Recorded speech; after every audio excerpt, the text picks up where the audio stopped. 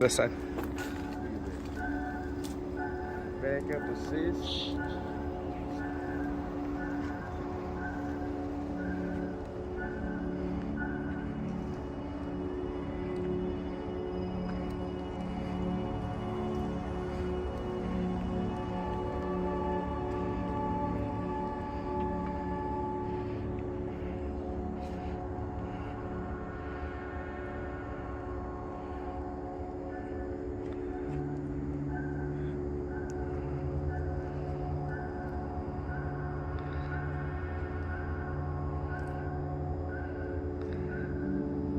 It's almost like the one that I saw. Okay. It was The like steering wheel and the car seat's gonna where move. the steering wheel came out. And Oh, did yeah, this, it, like, folds out. X-wing fighter or Yeah. something. Yeah. So there's going to be some error messages. You can clear them out, but we had to disengage the front and rear radar systems. Yeah. So that's why you have an error. We're in kilometers also. It has to do with the frequency of the system and what's allowed in the U.S. versus Japan. Yeah.